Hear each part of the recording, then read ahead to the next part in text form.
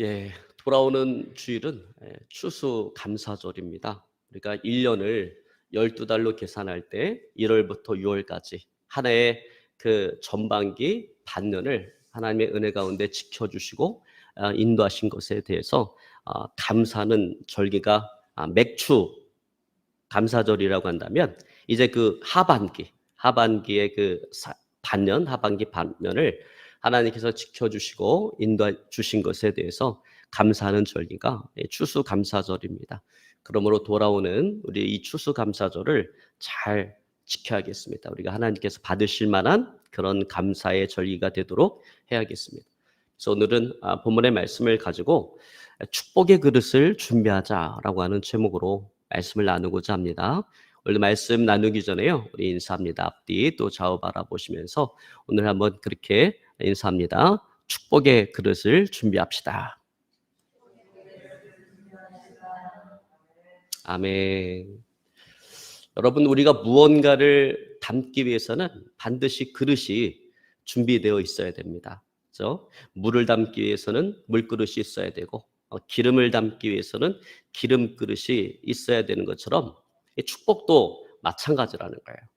자, 우리가 복을 받기 위해서는 우리 자신이 복을 담을 만한 그런 그릇으로 준비되어야 되는 것입니다. 여러분, 이를 위해서 제일 중요한 게 뭐냐면 감사예요.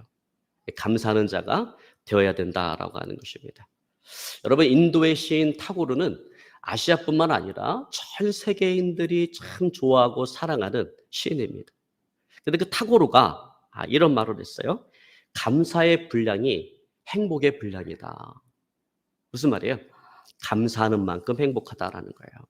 감사를 많이 하면 많이 할수록 행복은 커지고, 감사를 적게 하면 적게 할수록 행복은 감소하게 되어진다라고 하는 것입니다. 여러분, 그러므로 행복이 넘치는 인생이 되기를 원한다면, 정말 우리가 행복한 사람이 되기를 원한다면 우리가 이 감사의 절기를 앞두고 우리가 한 주간 동안 기도하면서 우리가 하나님께 드릴 그럴 감사의 열매를 준비할 수 있기를 바랍니다. 자, 여러분, 그런 의미에서 저는 오늘 세 가지 감사의 열매에 대해서 오늘 말씀을 드리고자 합니다. 자, 첫 번째로 우리가 하나님께 드려야 될 감사의 열매는 마음으로 드리는 감사의 열매입니다. 여러분, 우리는 살아가면서 마땅히 감사해야 될 일임에도 불구하고 감사를 잊고 살아갈 때가 참 많이 있고요. 또 이렇게 꼭 불행한 일이다, 이렇게 단정 지을 만한 일도 아닌데 그럼에도 불구하고 그것을 불행한 일로 생각하고 그 불행한 기억을 안고 그런 살아가는 경우도 많습니다. 여러분, 만약에 우리가 마땅히 감사해야 될 일임에도 불구하고 우리가 감사를 잊고 살아온 어디 우리 인생에 어떤 그 부분이 있다면 여러분 다시 돌이켜보고 마음으로 감사할 수 있기를 주님으로 축원합니다. 여러분, 그럴 때 우리는 행복합니다. 또 혹시 불행한 일이다라고 우리가 이렇게 단정짓고 살아왔던 내 삶의 부분이 있다면 그것을 다시 한번 다른 관점에서 바라보고 또한 감사할 수 있기를 오늘 시간 주로 축원합니다. 여러분, 그래요. 우리의 마음속에 모든 것들이 감사로 남아 있어야지 모든 것들이 불행으로 남아 있어서는 안 된다라고 하는 거예요. 저는 개인적으로 한 달 전에 차가 고장이 났어요. 냉각수가 새는 겁니다. 그래서 카센터 가서 점검을 받아 보니까 냉각수가 흘러가는 그 관이 불량이라 그곳에서 물이 샌다라는 거예요. 그 냉각수 그 불량인 그 관을 교체를 해야 되는데 그 교체를 하는데 수리비가 한 10만 원 정도 들어간다라는 거예요. 그 얘기를 듣는데 갑자기 짜증이 확 나더라고요. 속으로 아씨, 돈 들어갈 일도 많은데 차까지 속을 썩여? 그렇게 생각을 했었어요. 근데 제가 잠시 뒤에 다시 하나님께 감사했어요. 왜냐하면 그 다음날 제가 장거리 운행할 일이 있었거든요. 왜냐하면 제가 청주신학교 강의를 나갑니다. 이번 학기 때는 제가 이제 종말론 강의를 제가 하고 있는데 강의를 하기 전에 개강 예배를 드렸잖아요. 근데 제가 전날 냉각수가 새는 거를 알지 못하고 고속도로를 타고 가다 보면 더 큰 일을 당할 뻔한 것입니다. 그래서 하나님 앞에 감사했어요. 하나님, 이렇게 차를 점검할 수 있도록 해주시니 감사합니다. 하나님 이렇게까지 나의 안전을 지켜주시니 감사합니다. 여러분 그렇습니다. 여러분 우리가 다른 관점에서만 바라보면요, 이 세상에는 감사할 일들이 너무나 많은 거예요. 여러분 불행해 보이는 그런 일처럼 보이는 것들도 다른 관점에서 바라보면 그런 모든 것들이 다 감사할 일이라는 것입니다. 여러분 그러므로 내 안에 불행이라고 잘못 인식되어져 있는 그런 부분이 있다고 한다면 여러분 관점을 바꿔서 먼저 마음으로 여러분 감사할 수 있기를 오늘 이 시간 주연을 축원합니다. 자, 두 번째로 우리가 하나님께 드려야 될 감사의 열매는 어떤 감사의 열매냐면 입술로 드리는 감사의 열매입니다. 여러분 한 주간 동안 원망 불평의 말을 줄이고 또 감사의 말을 많이 하시기를 주님을 축원합니다. 여러분 그래요. 항상 이 감사의 말은요, 먼저 내 자신을 기쁘게 하고 또 그 말을 듣는 다른 사람들을 기쁘게 하는 그런 에너지를 가지고 있습니다. 여러분 그런 의미에서 우리가 이 작은 일 하나에도 감사를 표현해 보시기를 오늘 시간 주님을 축원합니다. 여러분 표현할 때 감사는 더 큰 감사가 되어지는 거예요. 여러분 데보라 노빌이 쓴 감사의 힘이라고 하는 그런 책이 있습니다. 근데 그 책에 보면 이런 이야기가 나옵니다. 어느 불우한 청소년 센터가 있었습니다. 그리고 일주일에 한 번씩 자원봉사자들이 그 센터에 와서 섬겨주는 거예요. 그런데 문제는 뭐냐면 어떤 날은 사람들이 너무 많이 오고 또 어떤 날은 너무 적게 오는 거예요. 그래서 이것을 지켜본 한 사람이 실험을 했습니다. 그 청소년 센터 그 대표로 하여금 자원봉사자들이 봉사를 다 끝내고 집으로 돌아갈 때 오늘 이렇게 와주셔서 오늘 이렇게 와서 도와주셔서 감사합니다라고 하는 감사의 메모를 전달하도록 했습니다. 그랬더니 그 다음 주에 그 자원봉사자들의 80%가 되는 사람들이 또다시 와서 기쁘게 섬겨주더라는 거예요. 근데 이번에는 자원봉사가 다 끝났는데 그럼에도 불구하고 오늘 도와주셔서 감사합니다라고 하는 그 메모를 전달하지 않게 했습니다. 그랬더니 그 다음 주가 됐더니 자원봉사자들의 50%만이 다시 왔다라는 것입니다. 여기서 얻은 결론은 이것입니다.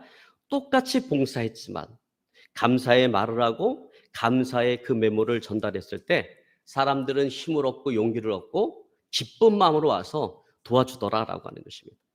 여러분 그러면 어느 곳에 있든지 우리가 가르치려고 하지 말고 훈계하려고 하지 말고 감사의 표현을 하시길 주님을 축원합니다. 여러분 우리는 참 이거 자꾸 실수해요. 아는 것 같은데 자꾸 가르치려고 하고 자꾸 훈계하려고 한다는 것입니다. 여러분 가르치려고 하고 훈계하려고 하면요 사람이 바뀌지 않아요. 변화되지 않아요. 감사의 표현을 합니다. 그 감사의 표현을 해야 되는 거예요. 오히려 그 입술의 감사가 사람을 감동시키고 사람을 변화시키는 것입니다. 여러분 그런 의미에서 오늘 시간 우리 앞뒤 또 좌우 바라보면서 한번 오늘 이렇게 감사를 한번 표현해 보시면 좋겠어요. 오늘 이렇게 예배 자리를 지켜주셔서 감사합니다. 한번 이렇게 해보세요. 아멘. 여러분 이 교우들이 이렇게 예배 자리를 지켜주고 같이 예배한다라는 거 이게 정말 감사한 일이에요. 한번 생각해 보세요. 자, 여러분이 오늘 예배 드리는데 나 혼자 여기 와서 앉아 있다고 생각해 보세요. 목사님이 설교하면서 계속 그 사람만 쳐다본다고 생각해 보세요. 얼마나 부담되겠어요. 얼마나 뻘쭘하겠어요. 그럼 다음부터 부담돼서 안 올 거예요. 그러니까 여러분 이렇게 예배 자리를 지켜주는 그 교우가 있다라고 하는 것이 얼마나 우리가 감사할 일인가. 또 같이 모여서 예배를 하니 하나님의 은혜가 더욱더 넘쳐나니 이것이 얼마나 감사한 일입니까? 그러니까 여러분 참 우리는 감사할 일이 너무나 많다라고 하는 거예요. 그러니 여러분 예배 시간에 예배의 자리를 지켜준 교우들을 바라보면서 오늘 저분이 있어서 내가 이렇게 오늘 은혜 가운데 예배를 드린다라고 늘 감사할 수 있기를 주님을 축원합니다. 그래서 여러분 우리가 한 주간 동안 이렇게 작고 사소한 일에 대해서 입술로 감사를 전하십시오. 감사하는 마음은요 입술로 표현이 되어져야 돼요. 그래야 내 안에서도 감사의 열매가 맺히고요 바깥에서도 감사의 열매가 맺히는 것입니다. 여러분 입술로 감사의 열매를 맺으시기를 오늘 이 시간 주연으로 축원합니다. 자, 세 번째로 우리가 하나님께 드려야 될 감사의 열매는 어떤 감사의 열매냐? 물질로 드리는 감사의 열매인 것입니다. 여러분 한 주간 동안 기도하면서 하반기의 삶을 은혜 가운데 지켜주시고 붙들어 주시고 인도하신 것에 대해서 하나님 앞에 감사의 예물을 준비하시기를 바랍니다. 여러분 오늘 본문의 말씀 37절로 38절을 보니까 이렇게 말씀하고 있습니다. 이것들은 여호와의 절기라. 너희는 공파하여 성회를 열고 여호와께 화제를 드릴지니 번제와 소제와 희생제물과 전제를 각각 그날에 드릴지니 이는 여호와의 안식일 외에 너희의 헌물 외에 너희의 모든 소원제물 외에 또 너희의 모든 자원제물 외에 너희가 여호와께 드리는 것이니라. 자, 여러분 여기 37절에 절기를 지킬 때 성회로 모이고 이렇게 하면 성회로 모인다라고 하는 것은 오늘날로 이야기하면 예배로 모인다라는 거예요. 그러면서 그날의 번제와 소제와 전제를 여호와께 드리라라고 이야기합니다. 자, 여러분 여기 번제, 소제, 전제라고 하는 말이 나오는데 이게 뭐냐면 예배를 드릴 때 우리가 하나님께 드리는 희생 예물, 그 예물의 종류에 따라서 나눠진 그 제사의 방식이에요. 번제라고 하는 것은 소나 양을 희생 제물 삼아서 드려지는 제사입니다. 소제라고 하는 것은 곡식이죠. 곡식의 그 열매를 제물 삼아서 예물 삼아서 하나님께 드리는 제사가 소제고, 전제라고 하는 것은 술을 제물 삼아서 예물 삼아서 드려지는 제사가 이게 전제입니다. 자, 이처럼 절기 때에는 그 절기 때 드려지는 그 제사에는 반드시 감사의 희생 제물이 있어야 된다라는 거예요. 여러분 소나 양이 없으면 하나님 앞에 번제를 드릴 수가 없는 거죠. 곡식의 열매가 없으면 하나님 앞에 소제의 제사를 드릴 수가 없는 거죠. 또 포도주가 없으면 우리 하나님 앞에 전제의 제사를 드릴 수가 없는 것입니다. 여러분 그런 의미에서 우리의 감사 예배도 마찬가지라는 거예요. 여러분 예배는 반드시 뭐가 있어야 되냐면 감사의 예물이 있어야 되는 것입니다. 여러분 그런 의미에서 우리 교회는요 일주일 중에 예배는 딱 하나밖에 없어요. 주일 대예배밖에 없습니다. 왜냐하면 예물을 드리는 날은 그날밖에 없기 때문에 그래요. 여러분 우리가 이제 습관적으로 수요 예배, 금요 철야 예배라고 이야기하지만 사실은 그게 아니죠. 사실은 수요 성경 공부고 금요 철야 기도회입니다. 그래서 우리가 찬양도 하고 말씀도 증가하지만 뭐가 없는 거예요. 그래서 헌물, 예물 봉헌 순서가 없는 거예요. 왜? 정식적인 예배가 아니기 때문에 그렇습니다. 물론 그렇다고 해서 하나님 앞에 내가 예물을 드리지 못하는 것은 아니에요. 왜냐하면 하나님께서는 시간과 장소에 상관없이 감사와 믿음으로 드려지는 모든 예물에 대해서는 하나님께서는 기뻐 받으시기 때문에 그렇습니다.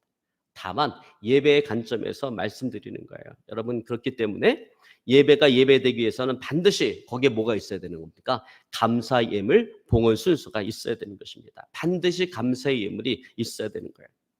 자, 여러분 그런 의미에서 절기 예배도 마찬가지입니다. 절기 예배는 반드시 그 절기를 위한 감사의 예물이 있어야 되는 것입니다. 그래서 여러분 38절에 보니까 이렇게 말씀하고 있습니다. 이는 여호와의 안식일 외에 너희의 헌물 외에 너희의 모든 서원제물 외에 또 너희의 모든 자원제물 외에 너희가 여호와께 드리는 것이니라. 이게 무슨 말이에요? 즉 별도의 절기 감사 예물을 준비해서 드리라라고 하는 것입니다. 여러분 우리가 주일이 되어지면 하나님 앞에 헌금하잖아요. 주정헌금하잖아요. 그거 외에 여기에서 보면 안식일 외에 이렇게 얘기합니다. 그거 외에 별도로 절기 감사 예물을 준비해서 드리라라고 하는 거예요. 여러분 하나님께서 이스라엘 백성들에게 이렇게 절기를 주시고 절기 감사 예물을 드리도록 하신 데는 거기에는 다 이유가 있어서 그렇게 하신 것입니다. 자, 그렇게 하시는 이유는 애굽에서 구원하신 그 이스라엘 백성들을 보호하고 그들에게 풍요의 복을 주시기 위해서인 것입니다. 그래서 그들에게 절기를 주시고 그 예물을 드리도록 하는 거예요.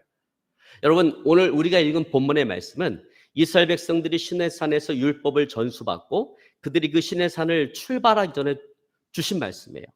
그러니까 그들이 출애굽하고 난 이후 2년쯤이라는 시간이 흘러갔을 때 그들에게 주신 말씀입니다. 다시 말해서 무슨 얘기냐면 그들이 광야에 거할 때 그들에게 주신 말씀이라는 거예요. 자, 여러분 그러면 그들이 광야에 거할 때 여러분 그들의 삶이 어땠습니까? 이스라엘 백성들의 삶이 어땠습니까? 여러분 영적으로 보면 이스라엘 백성들은 참 부유한 사람들이에요. 그러나 육신적으로 보면 그들은 가난한 사람입니다. 왜? 당장 내일 내려야 될 만나가 내리지 않으면 굶을 수밖에 없기 때문에 그래요. 그 만나가 내리지 않고 며칠씩 계속하면 굶어 죽을 수밖에 없기 때문에 그래요. 여러분 광야에서 먹을 게 뭐가 있겠어요? 만나가 내려오지 않으면 죽을 수밖에 없는 거예요. 물론 그들이 애굽에서 나올 때 뭐 가축들 끌고 나왔지만 여러분 200만이라는 사람이 그 만나가 내리자라고 그 가축 잡아먹기 시작하면 그게 며칠이나 가겠습니까? 한 달도 못 돼서 애굽에서 끌고 나온 모든 가축들 다 잡아먹을 거예요. 그럼 죽을 수밖에 없는 것이죠. 한마디로 말해서 이스라엘 백성들은 하루 벌어서 하루를 살아가는 하루살이와 같은 그런 삶을 살아가고 있는 것입니다. 그리고 그들이 먹었던 이 만나라고 하는 것은 저장할 수가 없어요. 그래서 그들은 매가지 새벽에 나가서 그날 먹을 만나, 일용할 양식으로서 만나를 걷어온 거예요.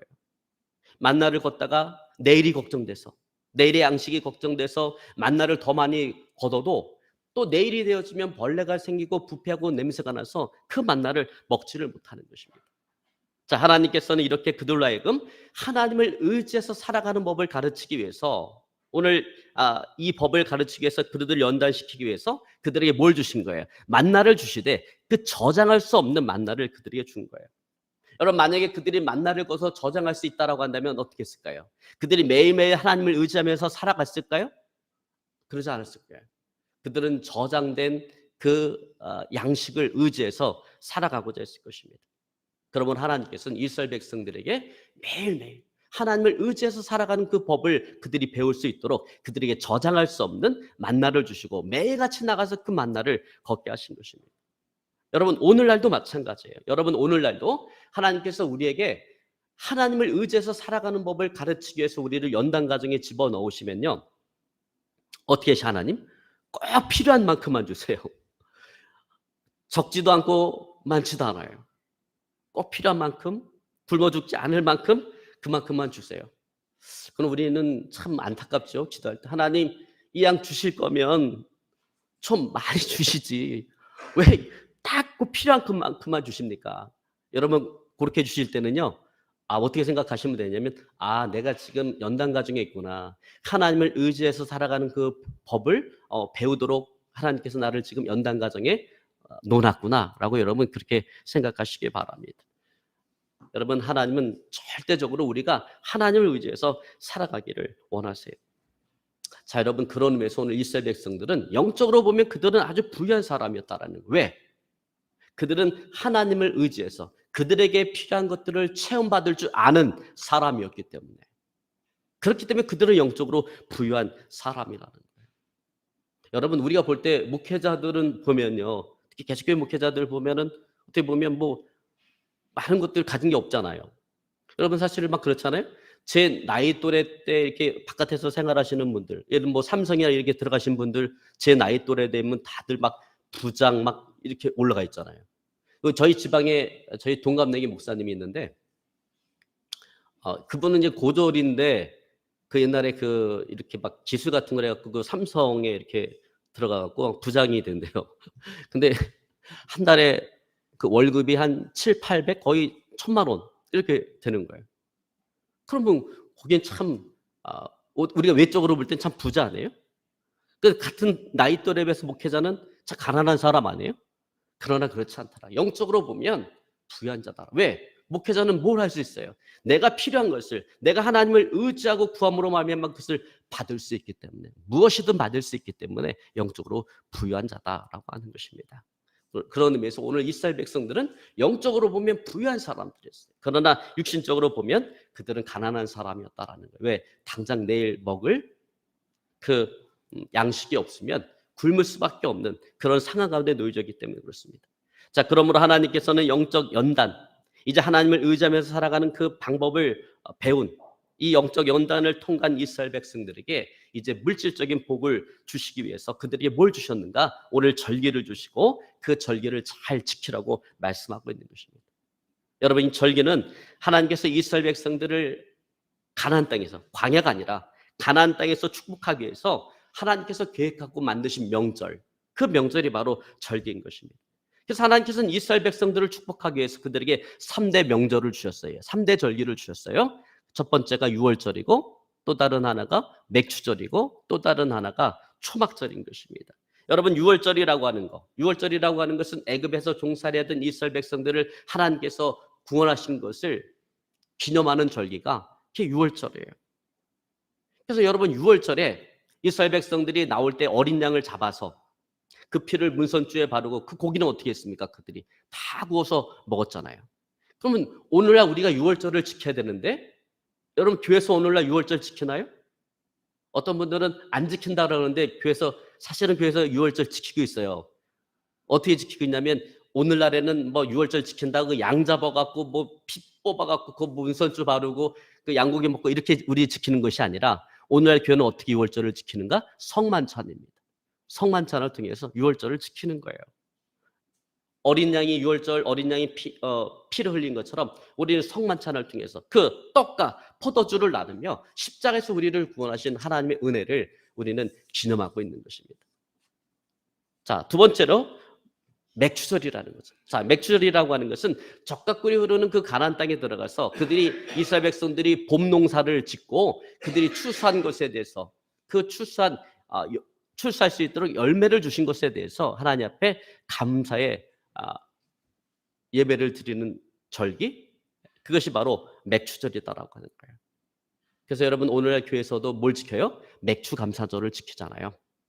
그래서 1년 중 전반기 반년 동안 지켜주시고 은혜 베푸시고 인도하신 것에 대해서 감사하는 절기로 지키는 것입니다.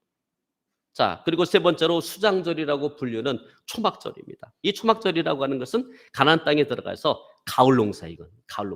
봄 농사는 맥추절이고 가을 농사를 하게 하고 그 추수한 것에 대해 하나님 앞에 감사하는 절기. 그 절기가 초막절인 것입니다. 그래서 오늘날에는 이 초막절을 우리가 뭘로 지키는 거냐면 추수감사절로 지키고 있는 것입니다. 1년 중 하반기의 삶을 하나님께서 지켜주시고 붙들어주시고 은혜 베풀어 주시고 인도하신 것에 대해서 감사하는 절기인 것입니다. 자, 여러분, 그런데 하나님께서 이와 같은 절기를 지키라고 하신 것은 우리가 어떤 부담을 주고 우리를 괴롭게 하기 위해서 주신 것이 아니라 우리로 하여금 살게 하고 우리로 하여금 우리에게 복 주시기 위해서 하나님께서 주신 것이라는 것입니다. 여러분, 따라서 우리가 절기를 지킬 때 어떻게 지켜야 되겠습니까? 마음으로, 입술로, 그리고 물질로 감사의 열매를 준비해서 절기를 지킬 때 하나님께서는 그 감사의 열매를 받으시고 약속하신 풍요의 복을 우리에게 허락해 주시는 것입니다. 여러분, 그래서 이스라엘 역사를 보면 절기를 잘 지킬 때 그들은 부유했고 강성했습니다. 그러나 그들이 하나님께서 주신 그 절기를 무시하고 지키지 아니할 때 그들은 가난에 시달려야 됐고 또 그 땅에서 쫓겨나서 포로가 되어서 압제당하는 그런 삶을 살아가야 했던 것입니다. 여러분, 그 대표적인 인물이 바로 다윗입니다. 다윗은 하나님께서 정하신 그 절기를 가장 잘 지킨 왕이에요. 그래서 이스라엘 역사를 보면 다윗이 통치할 때 이스라엘은 가장 강성한 그런 나라가 되었습니다. 그러나 그 이후에 등장하는 왕들은 절기를 무시하고 절기를 지키지 않았어요. 그래서 어떻게 됐습니까? 솔로몬 이후 다윗의 아들이었던 솔로몬 왕이 죽고 난 이후에는 그 나라가 두 동강이 나게 되었고 결국은 북이스라엘은 기원전 722년에 아수르에서 멸망을 당하고 남유다는 기원전 587년에 바벨론에 의해서 멸망을 당하게 되었습니다. 여러분, 우리의 개인적인 인생도 마찬가지예요. 나라뿐만 아니라 우리의 개인적인 인생, 우리 개인적인 삶도 마찬가지라는 거예요.